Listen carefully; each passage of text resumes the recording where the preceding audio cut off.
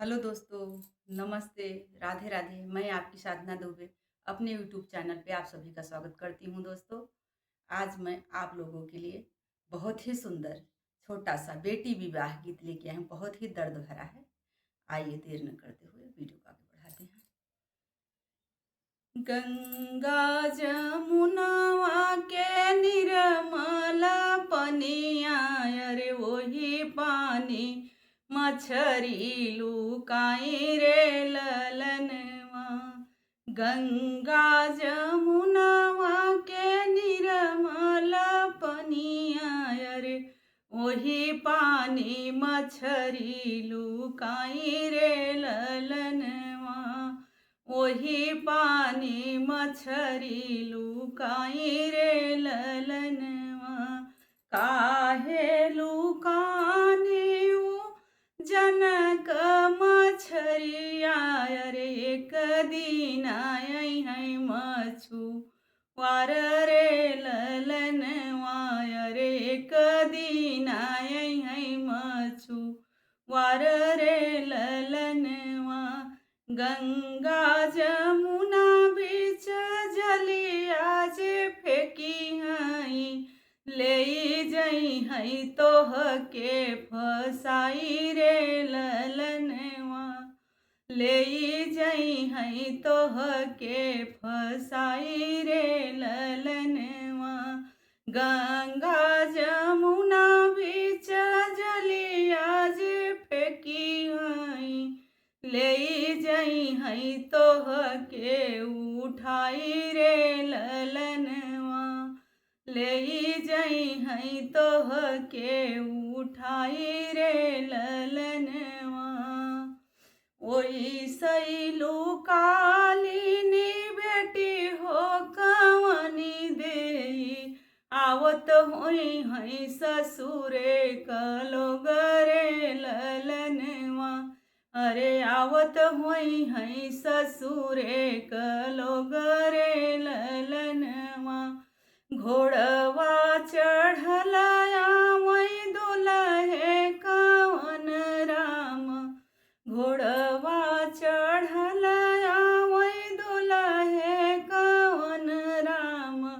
बेटी लुकाई मैया गोदरे ललनवा रे बेटी लुकाई मैया गोदरे ललनवा।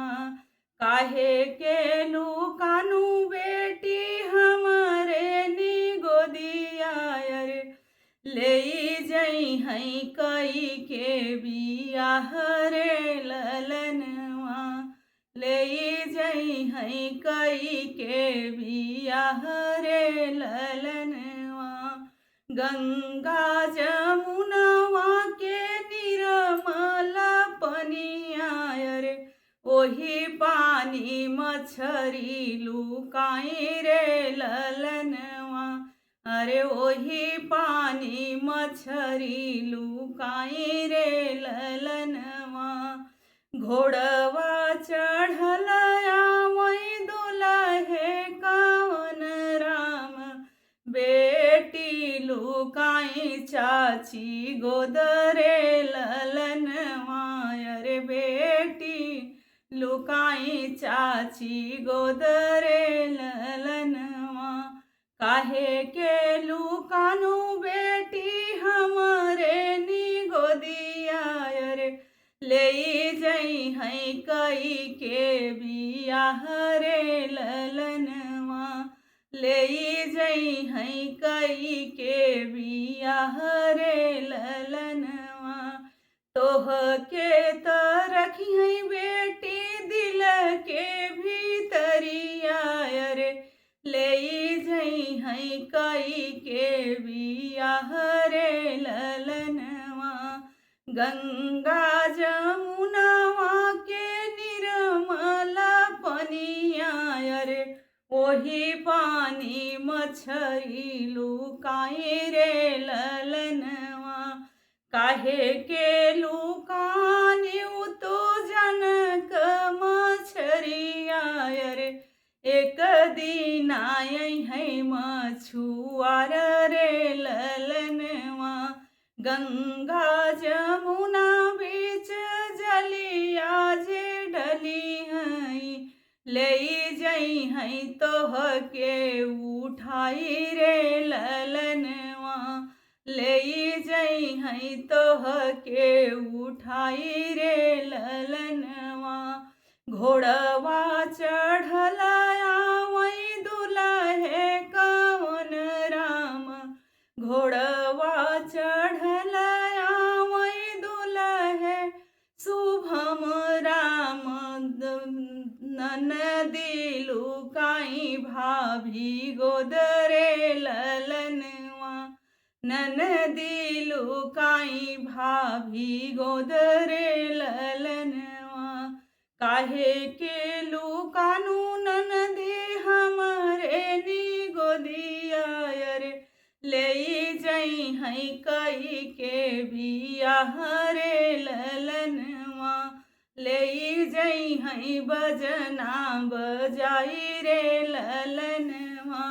तोह के तो रखी हई ननदी आखी कपूतरिया रे, तू तो उन कर होबू ननदी आखी कपूतरिया रे। रखी हई नयनवा के बीच रे ललनवा, अरे रखी हई नयनवा के बीच रे ललनवा। रखी हई नयनवा के बीच रे ललनवा। गंगा जमुनवा के निर्मल पनिया रे, ओही पानी मछरी लुकाई रे ललनवा, रे ओही पानी मछरी लुकाई रे ललनवा।